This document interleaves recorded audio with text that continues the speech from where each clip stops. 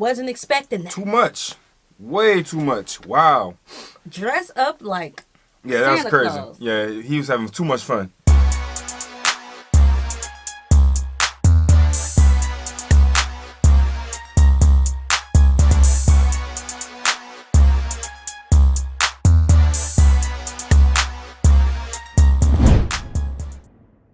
What's good, y'all? It's the Demouchets React, and we're back with another video. Who we got today, C? Today we're back with another American reaction. Yes, yes. Super excited about this video, guys. If you're new to us And we're new to you, make sure you scroll down, hit that subscribe button, and turn on the post notification bell because we're on the road to 100K. And we cannot get there without you guys, all right? Join the family. Without further ado, let's get into the video.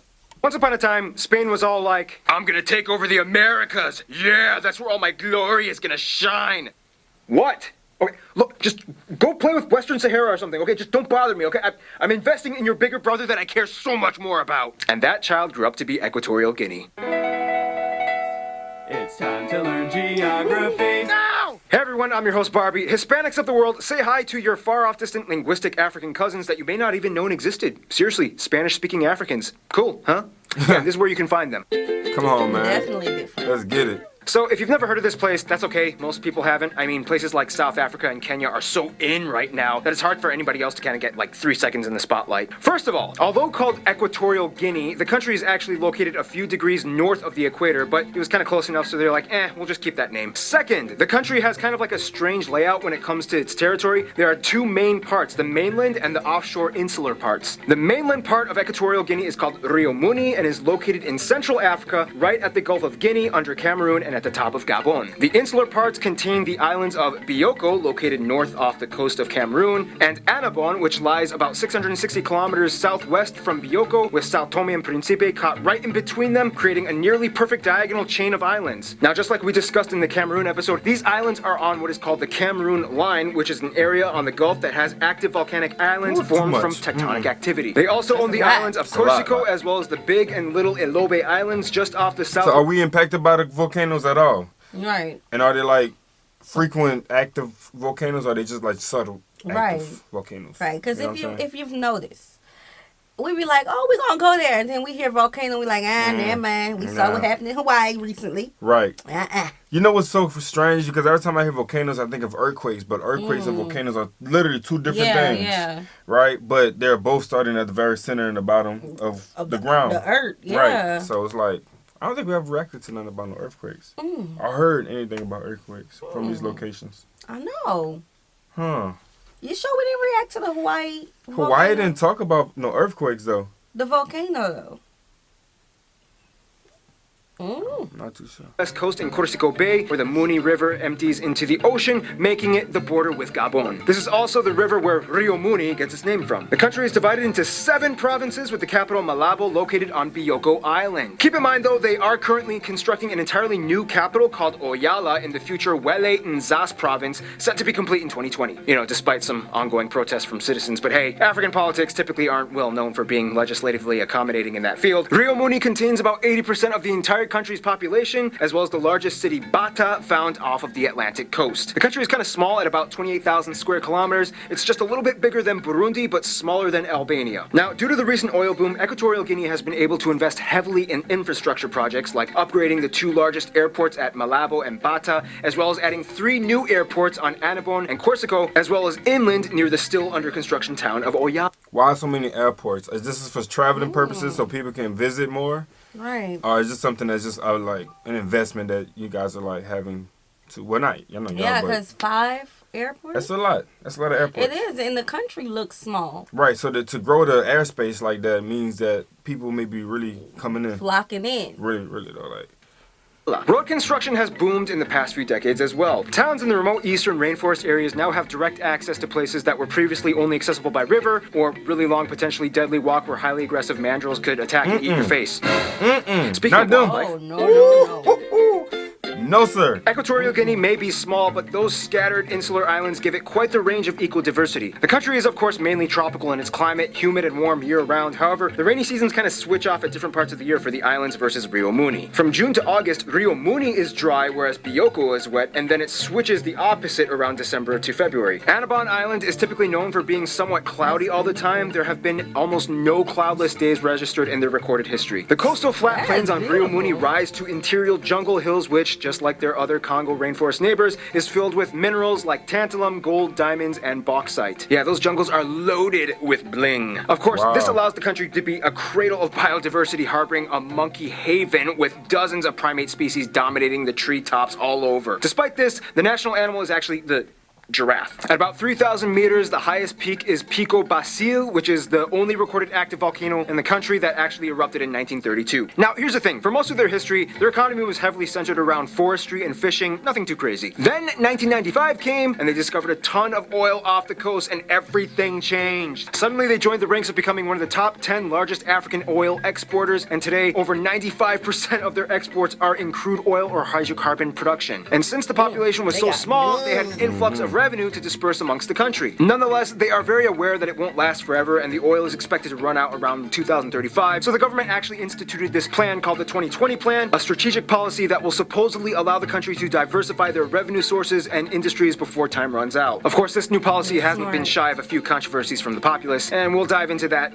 right about now. Equatorial Guinea may be going through some economic prosperity seasons, but there are some issues at stake. The people of Equatorial Guinea are unique in that, unlike most African nations, they come from centuries of Spanish influence. First of all, the country is made up of about 800,000 people and has the highest per capita GDP in Africa as of 2016. Keep in mind, this is due to the very small population, hence per capita. Nigeria actually has the largest GDP overall. The country is made up of numerous ethnic and tribal groups, the largest ones being the Fang at about 86%, the Booby at 7%, 5% are made up of smaller groups like the Ndowe, Anaban, Bujeba, and the rest are other groups like Spanish, Chinese, and other Europeans at around 2%, mostly Spanish. Although Spanish is the official language spoken by about 70% of the country, French is commonly spoken as well, especially since they are kind of surrounded by and are forced to interact with French-speaking neighbors. Portuguese is also spoken, which allowed them to join the list of Lusophone nations recently. Nonetheless, most people identify with their specific ethnic group and language first, and then speak Spanish as a second language. They became the first non-Francophone nation to join the financial cooperation in Central Africa and use the Central African CFA franc as their currency. They also use the Type C and E electrical outlets at 50 Hz and drive on the right side of the road. In 1968, they gained a relatively smooth independence from Spain, and then, well, you know how it works in Africa. Term 1, having fun. Term 2, watching you. Term 3, oh, you're gonna get assassinated. No, seriously though, this guy was insane. He called himself God, and the unique miracle of Africa, drove out a third of his population, he stole the money from the treasury, and on Christmas, he made his soldiers dress up like Santa Clauses and ordered them to execute 150 of his opponents. Wasn't expecting that. Too much. Way too much. Wow. Dress up like Yeah, that was Santa crazy. Claus. Yeah, he was having too much fun. Too much. That's unheard of, y'all. This is new to us. Yes. Whew. I was gonna say something before you got to that part, but that part just Malibu shocked Stadium, me. as Mary Hopkins' song "Those Were the Days" blasted on the speakers. True story. Fun side note, his children were whisked away to North Korea before his death, where they grew up and learned Korean. His daughter Oh, we Monique did actually learn just about wrote a him. memoir. North Look it Korea. up, it's fascinating. Then his nephew rebelled and started a coup and destroyed the regime. To this day, they claim to be a multi-party democracy. However, in practice, it's more classified as a dictatorship, as Teodoro Nguema Obiang Mange has been president since 1979, and even though there's a controversy behind his rule, people are kind of like, well, at least he's not his uncle. I mean, he did kind of help build the infrastructure, so Nonetheless, wealth distribution is still an ongoing issue. The majority, at around 87% of the country, identifies as Catholic, which is why it was a huge deal when former Pope John Paul II visited Bata in 1982, and the rest are either Protestant or indigenous animists. Culture-wise, Equatorial Guinea has a... And this is what I don't understand. And I do understand that it's corrupt. I mean, corruption in the, the politicians and all of that.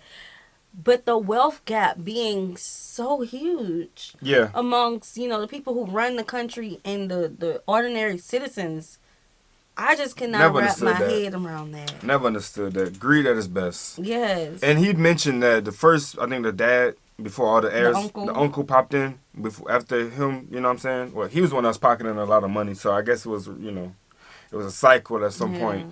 But that's what I feel like. That's what be happening. It be pocketed. It don't go back to the people like it needs to. But I wonder, like, you know, the associations that they're a part of, like the Central Republic.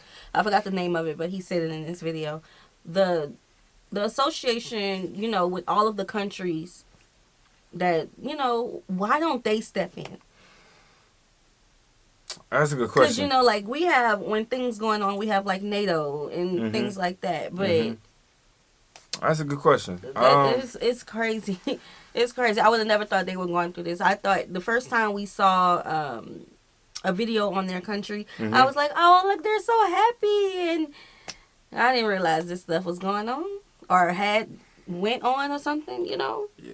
Very vibrant artistic side, noted for their abstract sculpture work, dominated by the Fang and Wubi cultures, especially in the capital Malabo. Artists like sculptor Gabriel Mokolo and cartoonist Ramon Esono Ebale are well known, and international pop star Amphibio, who toured across Europe, who is also a cardiologist on the side, believe it or not. Another notable figure would be Eric the Eel Musambani, who just didn't give up at the 2000 Sydney Olympics. You'll typically see the Ibanga white powder dance happening all over, as it is the national dance of the Fang people, typically done with music played by drums, wooden xylophones, and thumb pianos. Cassava is the staple food mashed up into a paste, and famous dishes include peanut cream chicken with boiled plantain and fish with crushed pumpkin seeds served in a banana leaf. And of course, many of the dishes include Spanish-influenced ingredients and techniques. You can totally find an interesting African-style paella or coquetas. And that's not the only thing they share with Spain. Once again, because of its linguistic properties, Equatorial Guinea is kind of like the small anomaly that sticks out in Africa. First of all, Gabon, Cameroon, and Nigeria are probably their closest African friends, as they have shared centuries of business and culture. Many Fang tribesmen can also be found in these countries as well, which adds a whole other level of kinship. Cameroon did recently shut the border, though, after some controversy with a fisherman being killed and two missing immigrants. It's a tricky situation. China and the US and South Korea were one of the first ones to jump on that oil boom and invest in Equatorial Guinea in the 90s, and today have embassies for each other. Their best friend, though, would probably have to be Spain. Although European colonialism has always left a sour taste in people's mouths, the Equatorial Guineans actually maintained a somewhat decent relationship with the Spanish and developed quite close bonds even after they gained independence. Spain still protects them at times of need, and tons of Guineans immigrated to Spain, and the majority of the white population in Equatorial Guinea are Spanish. In conclusion, while the rest of sub-Saharan Africa was squabbling in a cacophony of French and English with a little bit of Portuguese on the side, this little sliver of land was like, I'm gonna do my own little thing, and I'm here to stay. Deal with it. Stay tuned. Eritrea is coming up next. That was a good episode. Leadership can really like get to your head. It really can. Like, that was some calculated moves. I want y'all. It really was. I want y'all to dress up like Santa Claus. It really was. We're gonna get rid of them.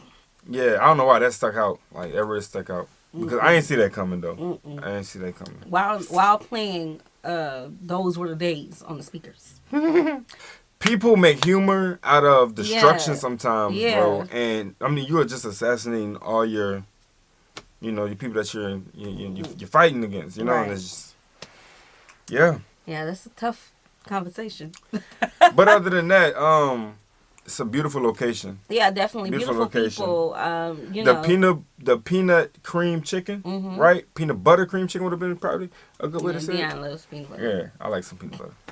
Yes, we would love to learn more about the culture there, so let us know. Like this video, subscribe, turn on the post notification bell. We have enabled our super thanks if you like support the channel that way, as well as our join feature to become a VIP member of the channel. Sending your reaction request through our description box below. We'll see you soon. Peace.